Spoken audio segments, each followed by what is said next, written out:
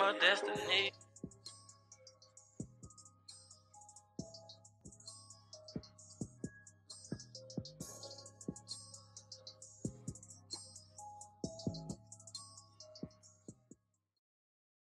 Hey everybody, welcome back to the second season of the Black Book Podcast. That's right, we are in our second season, and this season is going to be really great. For our first interview, we're having an amazing guest.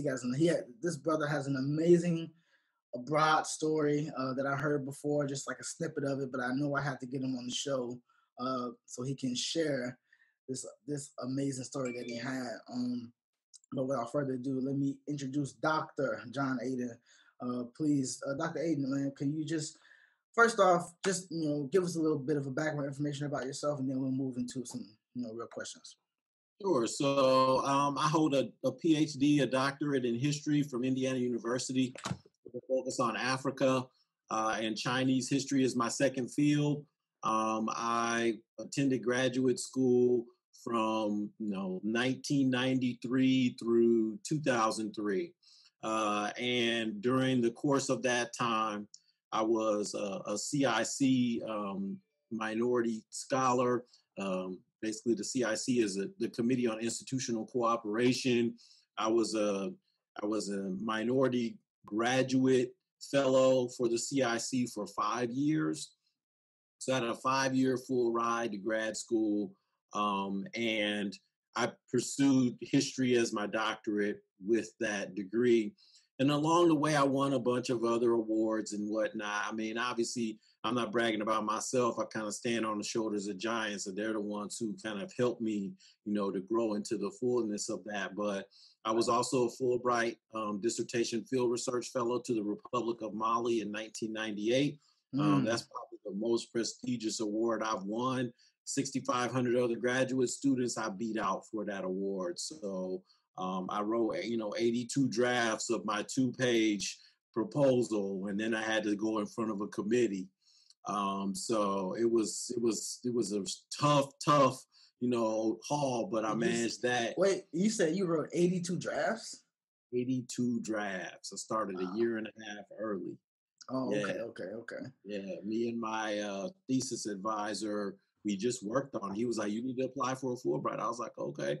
So, and, a few other awards and fellowships. I was also an Asian Studies Development Program Fellow at the University of Hawaii, Manoa campus, through the East-West Center, which is an institution that promotes cooperation between East Asia and the U.S., United States, universities and institutions like that, and specifically the University of Hawaii, which has the #1 philosophy program in the world.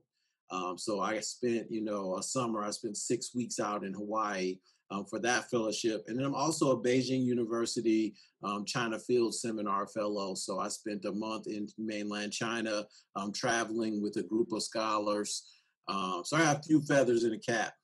Yeah, man. So you've been around, and not just around. You was digging in while you were there. Man, I know last time I heard about your abroad experience, you was telling me about Mali, man. So I want to jump right into that. So is that what you said? Yeah. You were there because of Fulbright. You got the Fulbright scholarship. You chose to go to Mali. So just give us a little bit about that. So my first trip to Mali was in 1994. I was working on my master's degree, and I won a research fellowship, a summer research fellowship through the African Studies Program Office at IU Bloomington. So when I was in Indiana University, Bloomington, when I got there, we were number 7 in the country in African Studies, but when I left, we were number 1. All my friends won Fulbrights. It was loaded to the gills with money for anybody who wanted to research Africa in particular, but also East Asia. So I applied for a fellowship, and I spent, a part of a summer in Mali, and then I caught the fire, and I went back in 95. Mm-hmm. And then I went back again in 97, 98 for a year. So that's how I ended up in Mali. But, I kind of chose it in a random way. I get into the university graduate school at IU, and they asked me, well, which part of Africa are you interested in? And I was like, I hadn't really thought about it too deeply, because I took a few introductory level history classes. I decided Mali would be the place I wanted to go. The irony was, like, it's a francophone country. It was formerly colonized by the French, and it was originally called French Sudan when the French controlled it. Before that, it was a bunch of different empires and states. And I didn't speak French. So I had to learn to read, French. I mean, I speak it a little, but I read it. And then on the way to doing that, I decided, well, my thesis, my research topic was to look at a secret society of blacksmith assassins that I discovered in, some history texts in French from the 1850s. And it turned out they had been present in Mali since the 1500s, maybe even before that. They're just, when the Portuguese first arrived, they kind of encountered these people. And they were pioneers. They settled everywhere from Mali, which is like the largest landlocked country in West Africa. They settled everywhere from Mali all the way to the Atlantic Ocean. And they moved through multiple societies. And because they were masters of ironworking, they circumcised all the children of the elites in those societies that they passed through. So it was like a peaceful transition of power, but they became very powerful. You couldn't become the son or daughter of a noble without these blacksmiths kind of influencing your life. And they were long distance traders. So I was kind of fascinated by that, the fact that they ran a secret society. There's franchise branches in all the major towns, even different neighborhoods will have different branches. And they have this mask that comes out for certain ceremonies and festivals. And if the shadow of the mask falls across your body, you could actually be poisoned by this mask. And this mask had two different types of poisons, right? Like it had, the male poison, which you would recover from, and the female poison, which would kill you.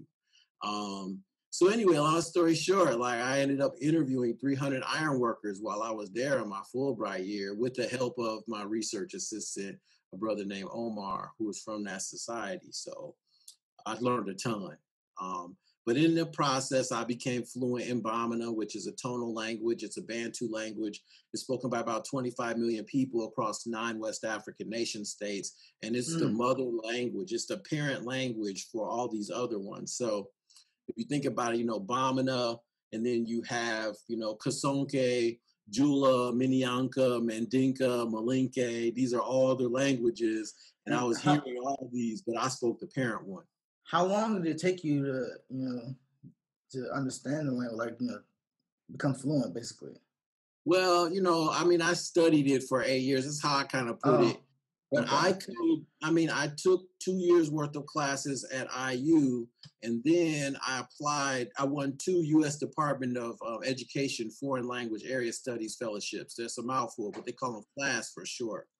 Okay. So I won 2, and that paid for me to study Bamana at IU. But after my second year, I had maxed out, the instructors there. And my instructor in those 2 years had been recruited to chair the linguistics department at the National University in Bamako in the Republic of Mali. So he went back to Mali. So I just asked the Department of State of Education, could I take my third year of my fellowship in Mali? And they were like, no one has ever asked to do that before. They were like, yeah, they gave me a chunk of change and I went over there and I studied in the National University. And that's when I got really good, like taking courses. You traveled abroad. You take a course, and you're at home, and everything you hear is English. That's one thing. Right. You got to go get on a bus or order stuff, or you got a problem. You got to go to the doctor or the clinic. Yeah. Totally different things. So that's how I learned it. And I was fortunate, man, because I had the chair of the linguistics department at the National University. I lived in his compound with his family. Right. I heard Bamana wall to wall. But, sort of a funny story. So, I'm all hyped when I get off the plane. I had 2 years of studying it as a graduate student, and I'm ready to go hang out at the National University. And my friend, my professor, he was like, "You're not even ready." So I was like, "What do you mean?" He was like, he put me in the compound one day. He went off to work. But before he went off to work, he handed me these 2 5-year-olds, and he was like, follow them around all day. kids speak the language, any language, they speak it really softly. So Mm. you raise your ear. And I was just kind of insulted. And then on top of that, these little kids would be like, they give me a vocabulary word and I try to memorize it. At the end of the day, I'd get my Toshiba laptop out, which weighed 15 pounds. It was like one of the first laptops ever. And I would just bang away on the keys and type everything I remembered, in all the different linguistic constructions, all the vocabulary. But then these little kids would ask me the next day, like they showed me a butterfly one day, then the next day they'd be like, Issa, that was my Bamana name. They're like, Issa, what's that? And I would be like, I don't know, I can't remember. And they would be like, you're stupid. I have 5-year-olds bagging on me all day long, like you can't remember anything. No, this is true though, because like even here in China, man, like there's some like my Chinese is definitely better than like average foreigner in China, but I'm not nowhere near as fluent. However, like I'm at a point where I can understand most people, not most dialects though, but I can understand just about any child from anywhere because like you said, they speak the language kind of softly in terms of, but on the other side, an adult, they might have this thick accent because they're from some small place. He's like, I don't really know what this kid is saying, because they've been out of school for so long. They've been talking to their regular circle for all their life. But yeah, you're absolutely right. Kids are much better at understanding, but they can't be good teachers sometimes. They're just brutal. That's all. So so you asked me, after I worked with them for 3 months, and then he was like, you're ready to go to the National University, and I would go to work with him. He also worked for Save the Children, which was a non-governmental organization that did education and poverty relief in Mali, in this region called the Sahel, which is really close to the Sahara. So I got to see how those NGOs worked. And, when you see the commercials on TV, you're like, oh, is that really real? Changing kids' life for $25 a month. Like, I saw the money come in. But I also saw, there was a white American who became the executive director of this organization. And he looted it of like $32 million and left and went to another country with all the money. What? And, yeah, just like there was no recourse that the NGO had because there's no governing body for these organizations. So you get a lot of shady characters. You get people that they may have a good degree and they've worked in other countries and they just show up, send their resume in, you interview them. And if the NGO is really desperate because most of the NGOs, their funding streams are tied to having executive leadership on the payroll at all times. So that makes them sometimes, it puts them at the whim of sometimes anybody. And this dude was a straight up extortionist. And he stole all the money and ran to Chad. And but like these type of organizations, they're not governed by anyone, like not even the UN, because like they're not getting money from the country they're trying to help. They're usually getting money from other countries, from people who, especially, you see these commercials all the time in America nowadays. You see them on the internet, with these smaller advertisements in the corner. But like they're not being governed by like even the UN, because there's no political aspect to it, but like it is somewhat another person from another country doing something. So like there has to be some regulations. Are there anything like that? The problem is, if you grab the money fast enough and you bounce to the next country, the government doesn't catch you before you hit the border, right? So it has a lot to do with like knowing, if you know international banking and you know how these organizations work. Now, I'm not trying to tar everyone. Like the vast majority of people I encounter were honest people. Right. But there's just spaces, there's gaps in the protection, so that can happen. And he just stole from those children and left. Like my jaw is hanging open. I was there when it happened. And they were like, yeah, Bob isn't coming to work or what. And not, I'm using a fictitious name, but Bob isn't coming to work today. And the next thing you know, like they were like, most of the money's gone. Which was so unfortunate. Now, this was in the age before internet banking arose. So it was a different time. Like, he had to go to the bank and get the money. Yeah. He could physically take the money out. It wasn't electronic transfers or anything like that. Right. It was the mid 90s, late 90s. So it was different. In the 2000s, a lot more controls got instituted and there's more layers. So it's much harder to do that. But I had a friend, he was the cultural attaché at the U.S. Embassy. And he had served all over Africa, parts of South America as a foreign service officer. And his name was Jeremy. And he told me that during the famine in Ethiopia in the 1980s, the United States Agency for International Development, for every $1 million they raised, only 100,000 would actually go to food relief, because they would build all new compounds. Everybody would get new Range Rovers. Everybody would get computing. By the time they did all of that, there's only $100,000 left to actually buy food for people who were starving to death.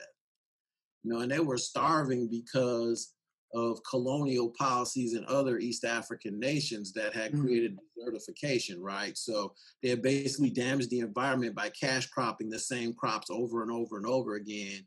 And then it turned into a dust bowl and it bled into Ethiopia, right? And then you got government corruption on top of that. Right. So I'm not trying to kind of exonerate the Ethiopian leadership at that time, like they had played a role in it too. So I saw some stuff, man. I heard some stuff.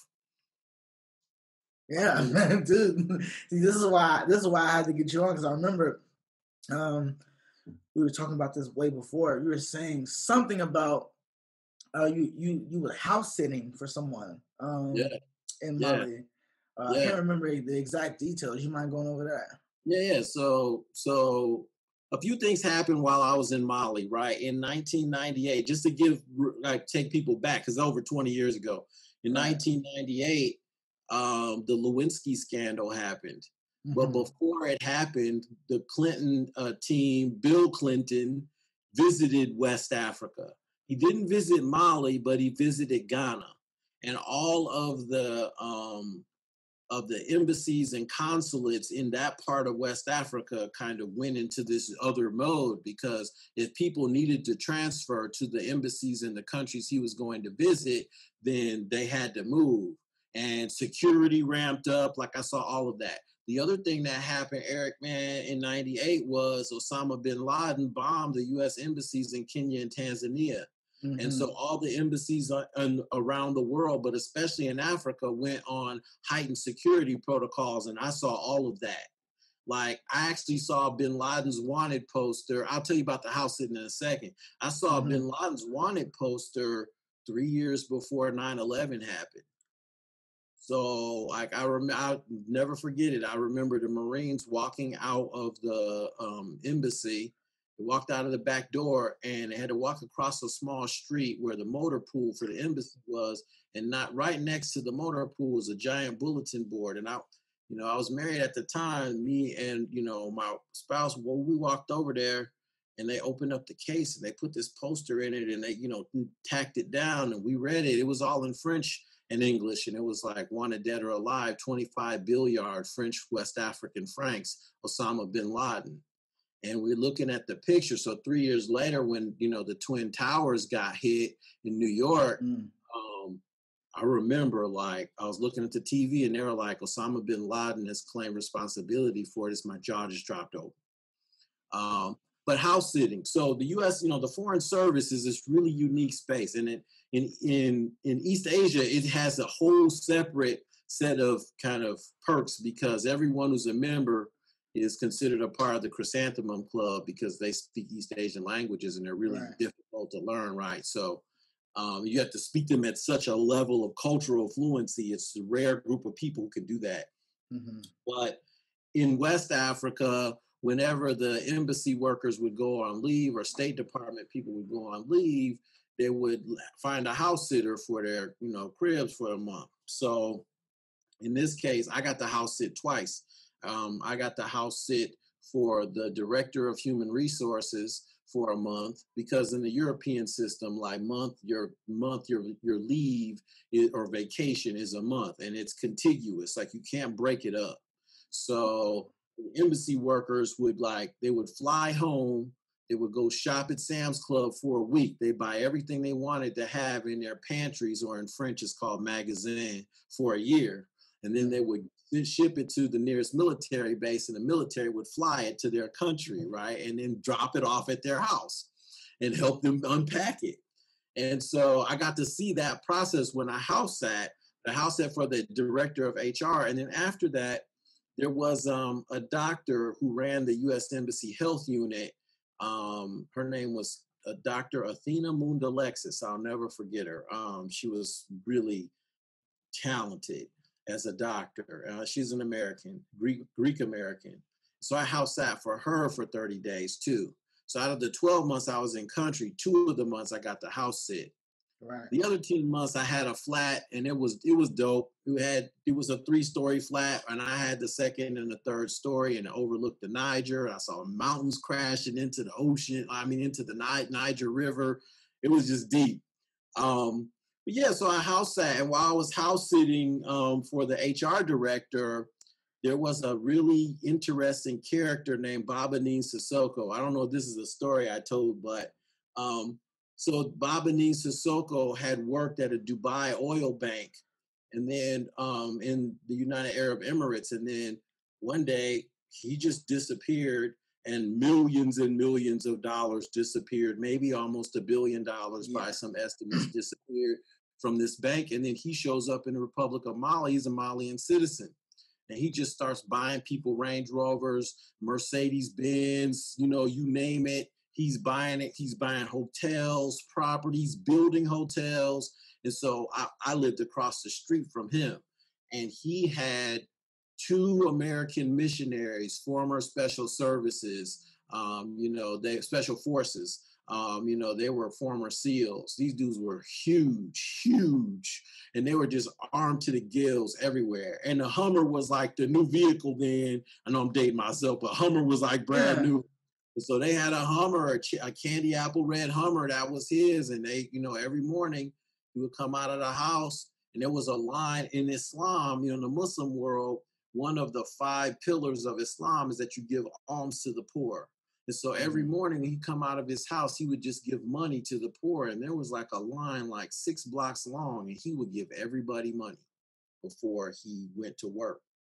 Wow. And so, this was around the time. So in 98, the World Cup was in France. And so obviously Mali had been colonized by the French, which gave them an antagonistic relationship, understandably, right? But also, in that World Cup, Senegal, which is right next door to Mali, they beat the French national team in the first round of the World Cup, and West Africa went nuts. And so I got to see that. And, in the process, like after the World Cup, 2 years later is the Cup of African Nations. Right. So Bamana Sissoko was building all these hotels because there were going to be people descending on Mali. Mali had won the bid for the 2000, Cup of African Nations. So like he was going to make so much money. Right. So Interpol wanted this guy. His story is fascinating. He actually decided he wanted to build his own airstrip so he could go visit his mother. But the private plane he had, the Gulfstream, the G3 he had wasn't big enough. So he bought a 747, and he raised his native village where he was born to the ground and put in an airstrip that could handle a 747. And then he would just land his plane there when he wanted to go visit his family. He tore everybody's houses down in that village. He built everybody new state-of-the-art homes, air conditioning, refrigerators, generators, the whole 9 yards. So obviously Interpol's looking at this guy, and they're like, how did this money disappear? And so they tell the Malian government, well, we want him for questioning. So hand him over. And usually, Interpol and the European nations could really bully African countries because the economic relationships are such that Like the Right. Europeans had him over a barrel, right? But in this case, Mali said no. And the reason why they said no is because the year before, the telephone exchange that had been set up, they had hired a Frenchman to come in and set it up, and he had stolen $260 million from the telephone exchange and flew back to France. Wow. So the Malians were like, we won't extradite, Bamana Sissoko until you send this French guy back. And France was like, we will never send a French citizen to be tried in the Malian court. So the Malians were like, oh, well, turnabout is fair play. We're not sending our guy back either. Right. And, he had been greasing all the palms there. Like, there's a professional class of bards and praise singers in Mali, and they sing for the nobles. So when you're wealthy, like, you pay them to come to your events and sing. And these people, their voices are amazing. And so in the old school days, traditionally before European contact, they would be paid with bolts of cloth, or they would be paid with gold, or sometimes iron bars, which were really valuable, say 1800s, 1900s. Right. Now they pay cash. So you got a baby christening, a funeral, a wedding, a graduation ceremony. You bring these praise singers in. And so he was kicking out everybody money, and he was kicking people down in the government. So when Interpol came to get him, he was insulated. Right? He's still there. They have never extradited this dude. Now, he ran out of money. That's sort of the flip side of this story. He was spending money at such a clip that he burned through it all. And there's a story in Rolling Stone about this guy. In Rolling Stone, they say the amount of money was like $260 million is what he liberated from this bank. But according to the story, he just convinced some of the people at the bank to give him the money. And then he just left the country. Right? He didn't really steal it. He just talked them into give it. That's not stealing. Right. He gave him the money. Right. They gave him the money. Right. So his story's wild, man, because I had never interacted with anyone like that, but I use this story in my classes when I teach diversity or when I teach African history and culture. I use this story to kind of illustrate the problematic aspects of the West and its relationship to African societies. Like, it's very neat, maybe too easy to say Bamana Sissoko was a bad guy or is a bad guy. Is he? It's debatable. I'm not out there promoting, theft, of course. You sound like Robin Hood to me. Right. And he took care of so many people. I'm not making a value argument. Obviously, if what Interpol alleges happened, and we don't know, then, he stole money from people that it wasn't his money. But, we're not quite sure. And there's other parts of this story. Like, at some point, his 1747 isn't enough. And he's like, I'm going to found an airline. And so he flies to the United States to take ownership of like 10 Boeing 747s. Paid for. But the French had asked let me get it right. Dubai had asked the French to ask the Americans to catch this guy in customs and hold him. So they did, and there was a trial.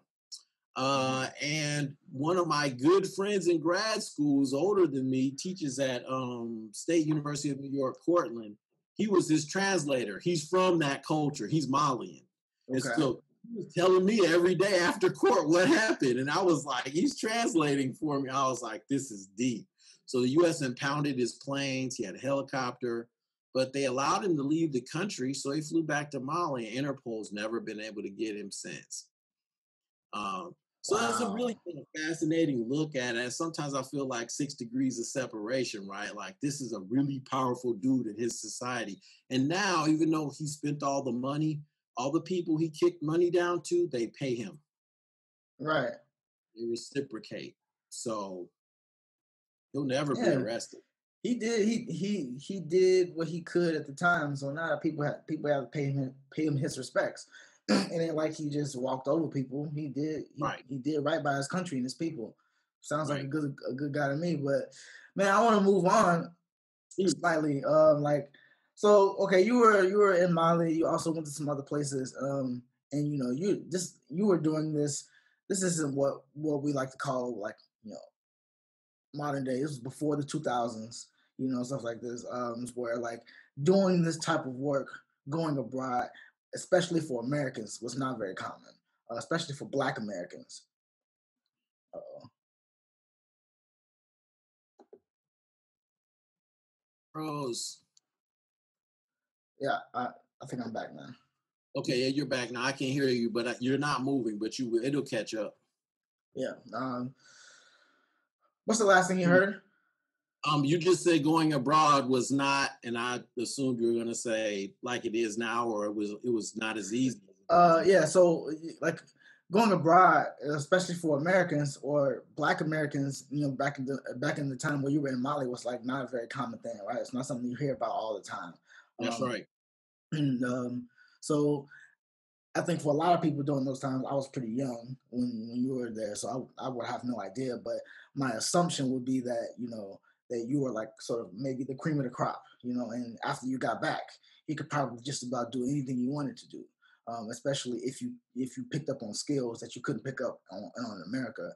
So I want to ask you like when you got back, what type of opportunities were available for you? Yeah. So when I got back, I was in I was in the dissertation research phase. So Right. I had to collect lots of interviews, and then I synthesized those interviews with the history. So my focus wasn't corporate driven. It was, how do I finish my doctoral thesis? I ended up taking that research and writing it into a 340-page thesis, which I still need to turn into a book because I have plenty of Right. stuff. And I probably have some life story books just about travel that I need to write too. And nowadays it's easy to dictate, but back then it wasn't. So something I need to get on, Right. and maybe you can help me stay on. But I mean, so I came back, finished my doctoral thesis, and then I took a teaching job at Wabash. That was my first job out of Right. grad school. The skills I picked up on, though, I did take the Foreign Service exam. I could have gone into the Foreign Service if I wanted to. That would have been, me working for the State Department. I think the challenge was when I got back, George Bush was the one who was going to end up running the State Department. And I heard from all my friends who were leaving the State Department because a Republican was getting ready to take the reins, and they had some very kind of difficult ideas about Africa. But I could have done foreign service. There's contractor work. I could have done translation work. I probably could have even done intelligence work if I'd wanted to. But some of those opportunities just sat wrong with me because I felt like I was relying on my friends, and who would want to do that? Because I really got to know people well. I mean, I was in Mali over the course of 3 different years for about 2 years total. So I have really good relationships there. And I could have gone into the non-governmental organization sector too. I could have gone and done NGO work. Like those are all opportunities. And even today, I mean, obviously not in the pandemic, but if I wanted to go work in Mali or Senegal, obviously I'd have to plus up on my French if I went anywhere else because I can read French, then I don't speak it. I understand it, but I don't speak it. Right? So I speak Bamana, and that's the parent language now. So I could work in Mali. And I loved it. I loved every day of it. The culture, I mean, I'll never forget the first time the wing of the plane I was in broke over the African continent. It was July 4th. And I had printed out Frederick Douglass's What to the American Negro is the 4th of July. I had printed that speech out and I had it in my pocket. And I took it out when sunrise broke over the wing of that plane and I read it. I mean, just goosebumps. And then I landed in Senegal, and then we went on to like Ivory Coast, and then finally to Mali. So I got to just move through customs in those various places as we changed planes. But it was moving. I took the train to Senegal, even though I didn't speak much French and I didn't speak Wolof, which is the major language there. It's in a different language family than the language I spoke. But I hopped, you're fearless when you travel abroad and you're young. Yeah. You just try stuff. You just go on, You got it. You So figure it out. Yeah, I hopped on this train, man, and I went and spent 3 weeks in Senegal, and it was amazing. I mean, I got to see Gore Island, which is, there's a castle, former slave fort there, the Man. Door of No Return. I just saw so much stuff. And I loved it. But yeah, it was, it was unusual. I shouldn't say, let me just say this to you. African Americans were traveling through Africa. Yeah, We absolutely. always traveled through Africa after slavery came to an end. Um, there's been a constant stream. Now, most people, if you didn't have French, that puts you in an awkward position if you were in, Senegal, the Gambia, a few other countries in West Africa like Mali, Burkina Faso, Chad, Niger. French is the language there. But the British, many people go to Ghana or they go to Nigeria where it's Anglophone, and you can definitely get by in those societies. Right. And like I said, like all my friends, it went everywhere, man. I mean, when they came back from their travels, the stories they told me just augmented the stuff I experienced myself. So, but there's some things you had to learn, like, water security when you're traveling abroad is the number one thing. Yeah, Um, I remember when I was in Mexico, we had to deal with that. China, yeah, China, you have to deal with that sometimes because like you can't drink out of the faucets like you can in America. But I mean, like right. China's smart enough to provide bottled water every because like there's just That's convenience right. stores everywhere in China. Like you Everywhere. can't miss one. No, you can't. I mean, I was in China in 2008, the run up to the Beijing Olympics. We had access to water, but we would have to stop and kind of plan for it. What was more difficult was finding Western style restrooms that we felt comfortable using. You know, so, Oh man, dude, you gotta try it, man. You gotta try it at least once, man. I tell people, I tell people all this time, like, dude, like, it's right. you just gotta try it, bro. Because you Gotta might, try it. yeah. But Try actually, it. like, I told one of my guests this before. It's like, dude, like, I don't like, I don't want it. I also don't mind it, but I also know foreigners who prefer the Eastern or Chinese style toilet more than the Western one, just because it's like I don't know, easier, you Right. know. Right. But yeah, I mean, you gotta try it. Like, that was kind of the main thing. And I'll never forget. I mean, in China, spitting is a big thing culturally. yeah, So, it is. like, in the run up to the Olympics, the authorities were like, you guys got to stop spitting. And there were anti spitting campaigns. I thought it kind of struck me as interesting because, like, we never have an issue like that. And if you go, and like, I haven't been, but some of my friends have been to Singapore. You go to Singapore and you spit, it's like, capital punishment is the crime. Like they're gonna cut your hand off or something. It's wild. So different societies have different approaches to kind of the same issues. Yeah, I mean that's spitting is like one of the biggest pet peeves for a lot of foreigners who come to China.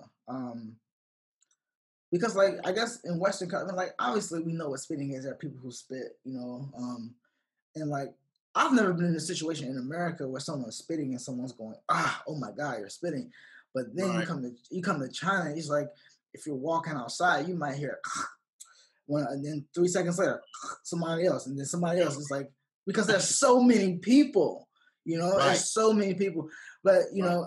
but like my girl is Chinese. She hates it just as much as I do, and she's been in Right. China her whole life. Right. Like Right. she, Right. so there, Yeah. there's a I mean, yeah. Go ahead. Go ahead. like there's a culture of people who actually don't like it here in China as well. It's not just Right. the government saying don't do it because you're making us look bad. It's just people who Right. are like we don't like that shit either. You know. Right. And that's a hygiene thing too, especially now with COVID. Like, Yeah. I'm not there now, but I have friends who are there too, in addition to you. And they're like, yeah, the government's sort of vigilant about that. Like, can we tamp down on that, please? Is kind of the approach. Not too forceful, but when you got droplets moving outside of your body, that's a potential health crisis. Yeah. I remember Not that. It was everybody's like that masked in up. Wuhan. It was like that in Wuhan for a second where they Mhm. were trying to tell people to please stop spitting. Yeah. We don't want this thing to contract to anyone else. But yeah, you're absolutely right about that. Man, dude, so just moving on, man. So, dude, like those stories you share, first off, are just like amazing ass stories. They're like,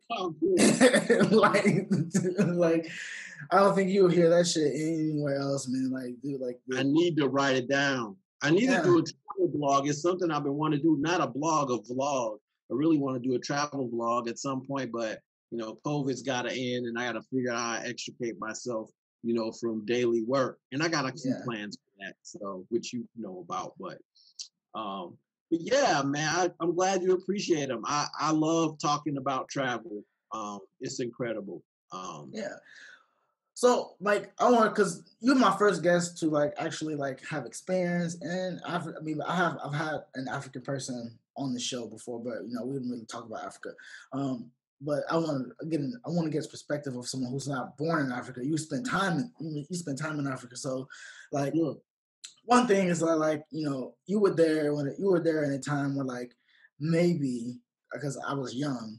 I think during this time people weren't as adamant about Africa being Africa as a continent. You can't just say that motherfucker you going to Africa. Where are you in it? Like where are you going in Africa and stuff like this. And so I appreciate you. Like I was in Mali. I wasn't in Africa. I was in Mali.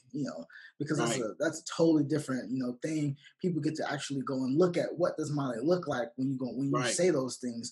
And another thing is that like just for your experience and knowledge on Africa or just Mali. I know you actually studied, West Africa. I've been, and I studied, Yeah, because you studied, basically you did African studies. Your PhD is in African studies. My bad. Right. No, you good. What's the question I'm trying to ask? I did a lot of rambling. With me being not from Africa but having spent time there, you were so like the perspective that you have, especially as a Black American, is going to be different than the average person, especially for someone who hasn't been there. And I just kind of want to ask you, is this is Mali like a destination for everyone? Like a place to go, basically. Like if people want to say like, I want to go to somewhere in Africa, but I don't know where I want to go. Can Mali be one of those places? Like, people want to go to South Africa, or they want to go to like Mozambique because it's beautiful, or they want to go to Nigeria because everybody just know Nigeria and Ghana. Right. But it's like, what about Mali? Like, what about this place? Yeah, so it's interesting you ask me that. Like interior societies have had less contact with the outside world, like with the West, than coastal societies. So like the coastal societies, they kind of have a hard edge to them. Like when I was in Senegal, brothers had bubble goose down jackets and Tim boots on, and it was all hip hop.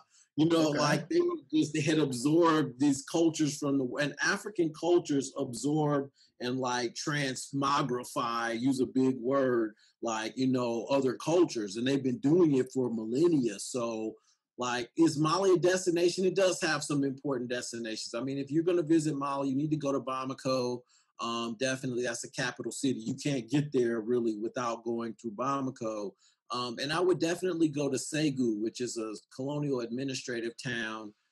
But these places are like really off the beaten track. Like there's two other places in Mali you can go. One is Timbuktu, but because the Muslim militias like Al-Qaeda, and there's another one, there's two other ones, ISIS, and then there's a third one. They want to create a free Islamic state there called Azawad, which I think is just a cool sounding name, even though the concept isn't anything I'm down with. But, it makes it harder. Like now the French military is in Timbuktu and they've been fighting off these, rebel forces. There was a coup in Mali last year. So I would say before that, I would have said, pick up and go. But now it's like, unless you're really seasoned about Mali, I probably wouldn't go there for a while.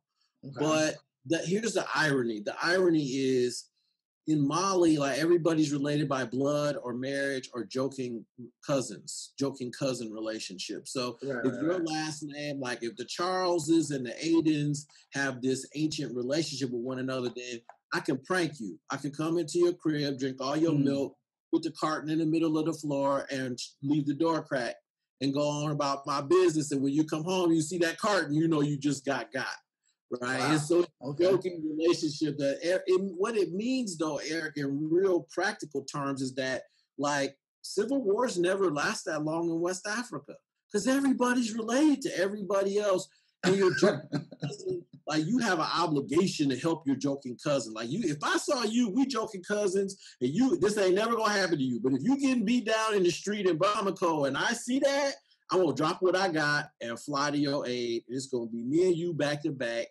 Then somebody's gonna see me and has a joking relationship with me. They're gonna join me. Before you know it, the whole beefs get squashed. Right? It's beautiful. And I think that's something that people sometimes miss when they say, African societies, they got civil wars all the time. Well, like in East Africa with the Hutus and the Tutsis during the Rwandan genocides, they didn't have that aspect of culture that existed. But in West Africa, it's powerful. So you just don't see people at each other's throats for long. Like civil wars is like, why are we pissed off at each other again? Like, yeah, that's my sister over there. Can I come visit her? Of course. Beef done. But all African cultures aren't like that. So as a professor, like, and I'll talk a little bit about sightseeing there. But as a professor, man, like one of the things we teach is that, and I learned in grad school, is that every region of the continent is culturally different. So North Africa is culturally and visually distinct from Central Africa, West Africa, East Africa, Southern Africa. So there's 5 kind of large culture zones. And when I say large, like the United States can fit inside the Sahara Desert without touching any of the edges. That's just the desert, right? So these culture zones are gigantic. And I mean, you'll fly hours and hours to get from one culture zone to another. And that's something people kind of take for granted. I mean, you look at Africa on a map, and the Mercator maps, which are all the political maps we were raised with in the United States, they're just political maps. They're not area maps. When you look at a Peterson projection map of Africa, the continent is gigantic. Actually, it's the biggest landmass area-wise of any of the continents. Right. But to look at a regular map, you would think Asia is bigger than Africa is. It's like, no. So, that part of it is deep. The thing I did dig about West Africa, though, is that you can travel to lots of the different, within the same culture zone. The cultures are so similar. Like, I mean, I'll never forget, I learned this. I mean, I was looking at a little boy in the compound I was in one day, and he was fake crying. Which, if you've grown up in the Black community, you've seen children fake cry, and you hear parents say, "Do you want me to give you something to cry about?" And then the fake crying stops, right? So I took that experience out of my life and I just translated it into Bamana. I just said to this kid, "Do you want me to give you something to cry about?" And the women dropped what they were doing. They're like, Issa, which was my Bamana name. They're like, "Hey kid, Bamana yada yada yada. You have become a true Bamana now." They were like, "How do you do that?" And they like sit me in the room with a bare naked light bulb, grilling me, asking me 20 questions. And all I said to them was, that's how we were raised. Like the stuff we do around food, African people do around food. The way we celebrate. So that was going to be my next question. It's like, like you being, obviously we're all African, but, growing up, I hear this a lot, that, Africans who are born in Africa don't look at African Americans or people who are not born on the continent as the same type of African and stuff like that. So now that I have you on the show, you have experience being in Mali. Like, did you feel this way? Is it true, or is that like a myth? I mean, it's true and it's not, right? So I mean, not the political answer, but for people who are African, who are in Western societies, they're the wealthiest people from their own societies. So they're just as prey to elitism as anybody in any other culture would be, right? They have money, they got political connections, they snap their fingers, stuff gets done. So you go into school with an African student in the United States, like in all likelihood, their family has connections like that. Because just to get a visa to get out of there is like, you got to be connected. By connected, I mean, you got some loot. So, and some juice. So like Nigeria is a great example. Like there's lots of people from Nigeria that have interacted with African Americans, and African Americans have walked away saying, oh, I don't like Africans. But the irony is like, it just depends on what type of person you are and what type of person you hang around, right? So, I've never had that problem in Mali. I never had a person who was like, oh my goodness, we can't stand you, you're Black American. And I mean, the stories I have, they give me goosebumps. I mean, the hairs on the back of my neck stand up. One day, I traveled to Segu, this administrative town. It's about 90 miles outside of Bamako, which is the capital of Mali. I'll keep it super short, but I traveled to this town. We could go as long as you want, but I traveled to this town, man. And every time you enter a new town and you're not on a bus, you need to go greet the chief of the town. So we went to greet this chief, and usually you take some cola nuts, and there's red ones and there's white ones. The red ones signify war, so you don't ever want to give those as an opening gift. And then there's white ones. The white ones symbolize peace. So I had my cola nuts, they're wrapped in banana leaves, and you give a small gift of money, maybe $5, just a token of respect. But in that culture, that's okay. That's a fair amount of money. Not super wealthy, but you get the idea. Right. So I go and introduce myself and our party to this chief. And he pauses and he looks at me, Eric, man, and he says, wow, it's been 300 years since we've seen you here. And my jaw just dropped open. Like, what do you say to that? And he was talking about the transatlantic slave trade. Right. So it was something reverential. Like my experience in Africa was spiritual. I don't mean religious. I mean, it was spiritual, deep connections to that place that I hadn't anticipated. And like, there are other African Americans who say that, like when you go visit the slave castles on the West African coast, for instance, that led, our ancestors into the Atlantic system. Some people would just break down, they cry like babies. I mean, the room where they kept Africans before they left the door of no return to put them on the ships, they're as big as a shoebox, not literally, but you take a closet, cut it in half. That's how big this room is. And you can see claw marks in the concrete. I mean, stuff that just shakes you to your core. Like, what have human beings done to one another in the history of this planet? Right? But I never felt like, I mean, people were so welcoming. I went to another village and they were like, Issa, we want to talk to you after dinner. I'm like, okay, what do you want to talk to me about? And they're like, we want to talk to you about roots.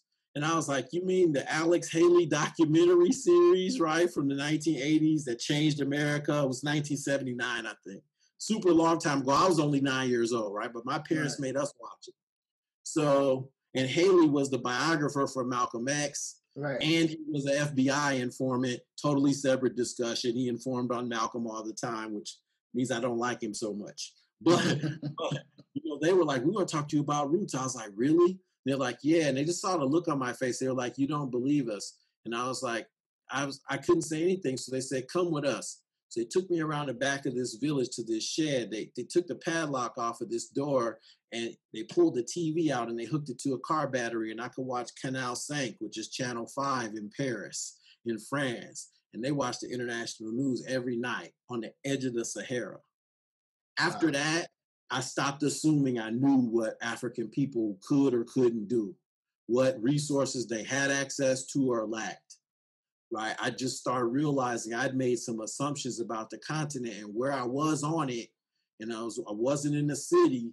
Made some assumptions about people being in rural spaces, and I just was like, just stop doing that. Start listening more, asking more questions. So we had a deep conversation about slavery and roots, and they were like, "Well, the transatlantic slave trade. So how did it unfold? Did it unfold the way Roots depicts it?" And I had to tell them, like, Alex Haley's book is a novel. It's a work of fiction. It's not a work of nonfiction, even though he used like historical research to inform the work that he wrote.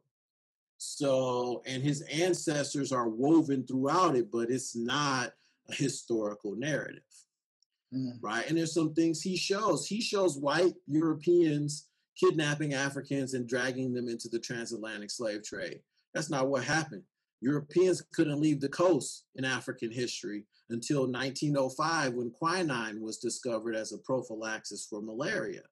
So Europeans would stay at the coast, and they stayed at the coast because the breeze blew the mosquitoes out to sea, and they had lower infection rates for infectious diseases. But whenever Europeans sent, like, if they sent a military force into the interior, like 3 people would come back out. And it wasn't, 6 months later, 3 people would crawl out of the jungle, to the coast, and they're like, where's everybody else? They're dead. We lost them all. But it wasn't because Africans killed them. The diseases took them. Right? So, slavery ends in 1868, maybe 1865, depending on your date. And it was 40 years after that before Europeans could go into the interior.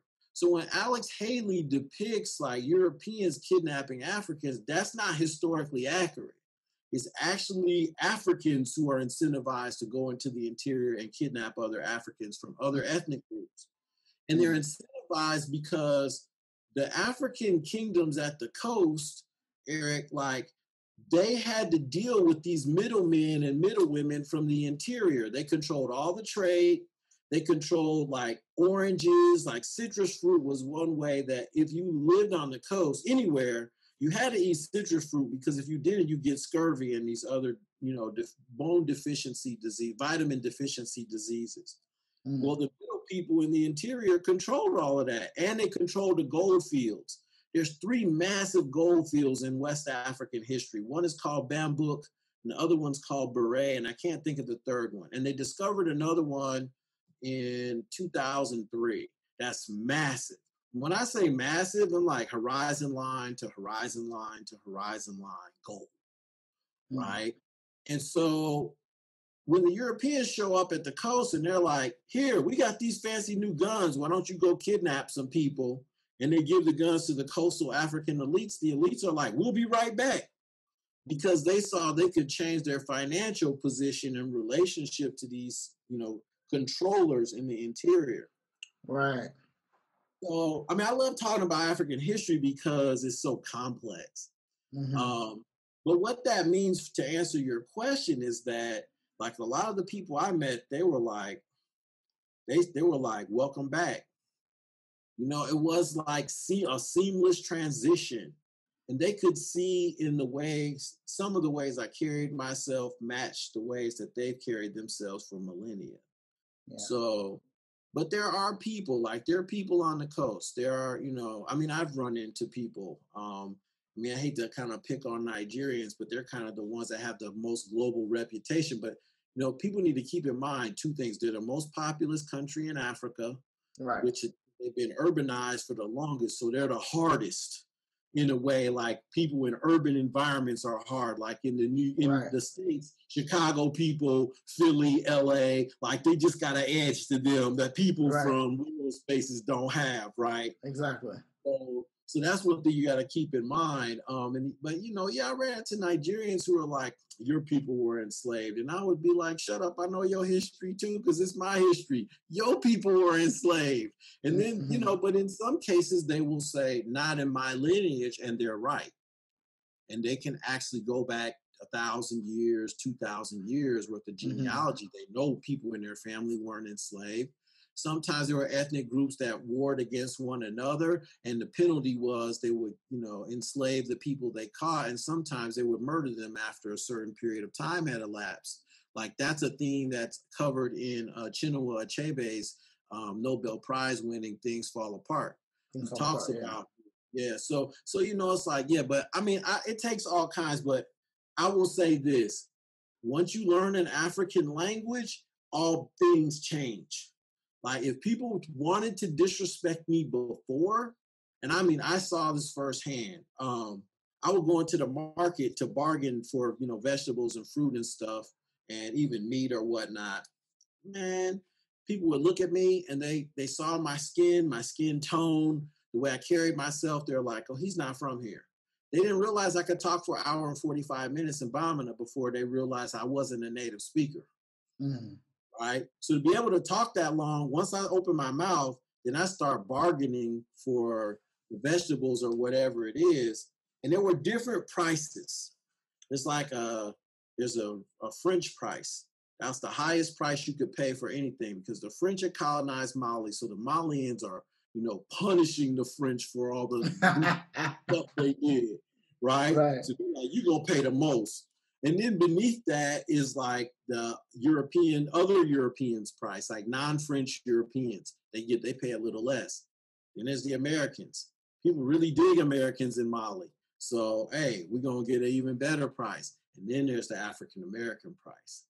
And then beneath that, there's the prices for the other ethnic groups that live in the area, but not the ethnic group that the speaker is from, right? And so I learned to navigate that system.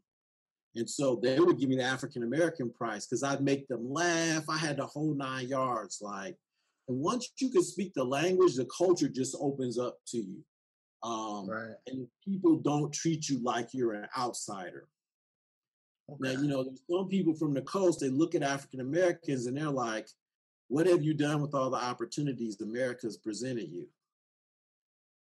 And that's a real good question. Because I know when Africans come here, even people from the Caribbean, when they come to the States, they get 3 degrees, they work like crazy, and they carve out good lives for themselves. That's true. That's very true. But me and a bunch of Americans, African Americans, we in China, we have, we use WeChat, and WeChat is huge. You cannot operate in China without WeChat, right. basically. Right. And so us Black people, even if we're from America or if we're from anywhere in Africa, right, we all got these group chats that we in here together, right? And so sometimes, most of the time, our relationships are pretty cool. We know African people, we hang out with each other, we get the club together, we go out to eat together and stuff like this. But every now and then you get one cat who's either from America or you get another cat who's from the continent, and they'll go, they'll start going back and forth, blah, blah, blah, all stuff like this. And then one guy will be like, man, what y'all doing in America? All these opportunities and stuff like this. And we go, yeah, there are opportunities, but what there also is? Systematic racism and stuff like that. So so a lot of people from the continent like to go, man, when Nigerians go to America, they go back and like you said, they get degrees, they get all this other stuff like this and everything like that. And it's like nobody's really focusing on them. But I'm like, dude, you're not from there. You know what I'm saying? When you get there, you already have a plan, you have money, you have access, you know what you want. Right. But you're talking about people who are growing up in the system and stuff like this. This is a different situation for us. We can't just go out and go, I'm going to get 3 degrees and I'm good. That's right. It's a totally different aspect in terms of what opportunity, what we see can be done here. That's right. I mean, there's barriers. And if you get a chance to have a really good conversation with someone who's not from an elite family, they'll recognize what you're talking about right away. Right. But it's sort of, a lot of Americans don't realize there are some extremely wealthy people in Africa. Absolutely, yeah. And of course that's true of any continent or culture or country, but and it's just deep. I mean, that wealth brings a degree of privilege with it that opens doors for people. But if you don't come from those circumstances, that doesn't happen to you, or it's very difficult. Even for me, I'll say, I mean, you're kind of alluding to it, or maybe I'm just reading it, but from this part of our conversation, but a lot of luck had to happen to me for this to happen to me.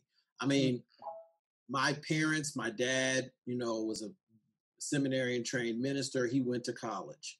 My mom, she was a registered nurse. She went to college too. So I came from a middle class background, not upper middle class, just middle class. And, I grew up with 3 siblings. There was 6 of us in the household. So even with that, I know there were struggles sometimes to make all the ends meet. But I never knew that I didn't have shit. I never knew that. I could always read. I love learning. They just pushed me to learn as much as you can. They figured that was going to make a huge difference. And in my era, That was the pathway for upward social mobility if you were African American. The only other one was the military. And Right. like on my dad's side, my dad, he had 12 brothers and sisters, but he had 5 brothers. 4 of those brothers served in World War II. One served in the post-war occupation of Japan. He learned Japanese. I'll never forget, I was 7 years old, and my uncle Walter took us to a restaurant, a Japanese restaurant, and he ordered off the menu in Japanese. And I was like, Dad, what language is he speaking? Now, I mean, I grew up in a Baptist household, so we have missionaries in our house all the time and in our church. So I met East Africans. I met people from all over the world. I heard other languages when I was a kid. It was just fascinating to me. I'm like, kid in a candy store. So I just started reading as a really young child. I read as much history about the world as I could, as much culture stuff. So when it was time for me to learn a language, I already had a leg up. And my dad, I heard my dad speaking Hebrew and Greek. He taught himself both of those, and then he got to seminary and he learned them formally. So my dad always has these huge, lexicons around the crib in Greek and Hebrew. So he was always pouring over them. Like before he would preach, he would translate all the scriptures into those languages and learn the original meanings for all the words. So I'm coming out of a different bag than maybe some other people did. Yeah. My parents together my whole life too. So I had some advantages. I mean, I think that's not a disadvantage for everybody, but in my case, it was an advantage. All right. Here's my last question, and then we can wrap up. Because I've actually asked you this before privately, but I want to get this on record now. Because you studied, you've been there, and you're teaching. What resources can we get to learn accurate African history or history about any of those continents? Yeah, so I mean, I don't want to do a shameless plug, and I didn't bring my link with me, so I have to send it to you. But I actually have started a video-based African history course, and my goal is to build out 3 courses. So, pre-colonial is one course, colonial, and then post-colonial. And I'm going to probably run ads for it at some point in the next 6 months on social media so I can get some people in the door. But, outside of my course, it's a challenge. One place you can go is to just Google HAfricaNet. There is a listserv. Listservs were the original, I don't know, what are they? The original. Yeah, not like Wikipedia. They're more like newsletters. Okay. On the internet, but for academics. So you put in whatever field you love. If it's HNet music, it'll pull up all the music listservs. And inside the each listserv has a different topic. So if you go to HNet Africa, you can find every major scholar who is writing about Africa, both in the West, in African universities. You can talk to these people. You just look them up and talk to them. University websites are great. I know if you want to learn more about African history, you can always go to the IU Bloomington, Indiana University Bloomington African Studies page, and they have links there for different disciplines and subjects. Right now, the thing though that's really hot, if you're just on the documentary history tip, would be to check out Henry Louis Gates Jr.'s Great Civilizations of Africa. It's on Amazon, it's on iTunes, YouTube. You find it anywhere. There's like 6 episodes for season 1. And a few years ago, maybe 3 years ago, he produced this series, and each episode is an hour long. And he took drones and shot footage of all these original sites in Africa. And the first episode is off the chain. I mean, he connects the rise of ancient Egypt to Africans discovering culture. He talks about how, a lot of people don't know this, but 80,000 years ago, anywhere people were, anywhere in the world, they were African. And he talks about the archaeology of it. So that series is really dope to check out. It's the one that's the most current. It doesn't have, when Americans historically and Europeans have produced content about Africa, it often has a colonial or patriarchal or paternal element to it, where it's kind of looking down on Africa. And you want to avoid that. And this series doesn't have any of that in it. It's what makes why I ask for accurate information and stuff like that, because, like I told you before, like I'm teaching out of a history book right now, and like Yeah, I, I began to read the book and I go like, no, this just cannot be accurate. You know, just because it's in this book, this is not accurate. So you know, I choose to skip over stuff like that. But I want to find good right, resources because I don't actually want to skip over the information. I just want to correct it at the end of the right. day. You know. And there's a few other places too. Toyin Falola, who is a Nigerian historian who works in the United States. Toyin Falola, Falola. He has a 5-volume series on African history that is masterful. He murders it. And he looks at all 5 major eras of African history, and it's written in a language everyday people can understand. So his series is just called African History. That series is amazing. There's obviously other textbooks and stuff out there, but that's really, really good. If I ever come up on some money, Eric, man, I want to get like, Crash Course World History, the animated series that's on YouTube where they look at Okay. different. I want to do a whole series on African history animated.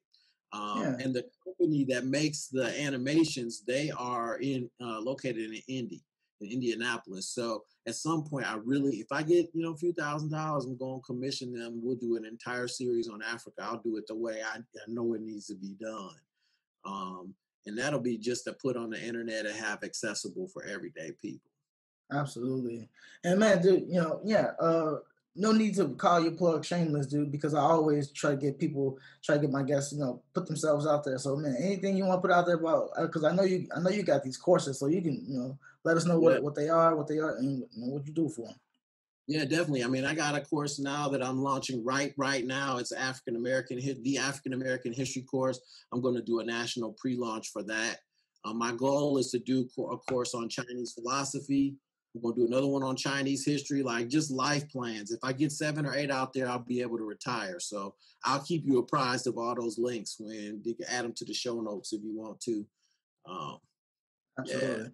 Well, all right. So last thing, and then we can go because this is tradition on my show to give the word of my guests to give my guests the last word. So anything you want to say, and then we'll end. Yeah, the thing I say whenever I'm on podcasts really is, and a friend of mine, I can't remember who taught me this, but if the average person lives to the age of 80, then, we will live 29,200 days. And so what you do is you take your year of age and then you multiply it by 365, right? And you Mhm. subtract that from 29,200. And so, like, I'm gonna just do it with you super quick on my iPhone. So, really quickly, how old are you right now? 27. Okay, so 365 times 27 is 9,855 days. That's how many days you've lived. So, I'm Right. gonna just delete that. 29,200 minus what was it? 9,008. 98, 50 feet. 98, 55. So you have 19,345 days left in your lifetime if you live to the age of 80. The When you question put it is, like that, it doesn't seem that it doesn't seem that long. it's been that long, right? Doesn't I seem got that long. 10,000. I Yeah. got 10,000 days. So the question becomes, what are you going to do to make every day meaningful? Right? Wow. Are you Okay. every day? Are you learning something new? You exploring? You pushing your boundaries? You're only here for so long, you know. And now with the internet, you can record stuff. If you recorded a video every day, then you got 20,000 videos out there that you can give to your seed when you have children, if you decide to, or for your nieces and nephews to interact with, like you leaving something for the world besides just you were here, Right. right? And so that's something I really try to meditate on. I'm not successful every day. There's plenty of days where I don't do anything. And I'm like, shit, I wish I would have accomplished at least one small thing more. Right. But you just got to ask, what can I do every day to make each day meaningful? If that's traveling, for me, it's traveling. Like, I feel like the clock is ticking down. I'm 51. We on lockdown because of COVID-19. As soon as this thing's lifted, I got places I gotta see. I haven't seen Italy. I want to see all the art in Italy, right? I mean, there's other places in Asia. Haven't been to South Korea. Want to see that. Haven't Right. been, so I got other goals. But I realized the clock's ticking. That's if I live as long as, up to 80. My father, I keep this kind of short, but my father developed a few years ago prostate cancer, and I was his primary caregiver, and he beat it. And then after that, he had about 3 more years. And then when he turned 79, he developed Parkinson's, which he still has now. And that comes with Alzheimer's and dementia. My mother developed ALS, Lou Gehrig's disease, and lost the use of her legs. And she died like really quickly after she was diagnosed, maybe about 6 months. So I'm just kind of telling you this because that's what's in my genetics. It doesn't mean it's going to happen to me, but the likelihood that it could is higher. So for me at 51, I'm like, how can I be retired by 53? Right. So that's probably a whole different podcast. We talk about business and whatnot, but I'm just pushing really hard almost every day to figure out how do I create enough independent revenue streams so that if I want to leave my day job and go travel, whatever it is, I know other people are doing it. It's possible. I know I can do it for myself. And that's what my courses. But that's what I would say to you. And I would also say to you, E, man, you need to create a course because you are very rare. I remember when I was in China, like super short, but when I was in China, man, I saw there was a brother on CCTV, an African-American who had a travel show. And he was showing China to Chinese people. He was an African-American. He was doing it mostly in English. And that just blew me away. But it taught me that, you need to build digital assets. You are having an experience that very few people in the world know about. And the podcast is the great, perfect start. And add a course on how to navigate Chinese life. You're an expert in it. Yeah. And maybe with something we combine forces on and we just figure a syllabus out for, and you used to recording, so it's all going to be recorded. Start recording it because that's something you can sell to other people. And that's going to expand your visibility and your brand. Absolutely. Too. I'm down for something like that. We can work on that anytime. Let's get it planned. And we don't have to do it now, but let's definitely do it. Right, for sure. All right, well, we're going to end right here, man. For everybody who doesn't know, I'm Eric. This is Dr. John Aden, man. This is the Black Book Podcast. I'm just on a mission. I'm trying to live my dreams.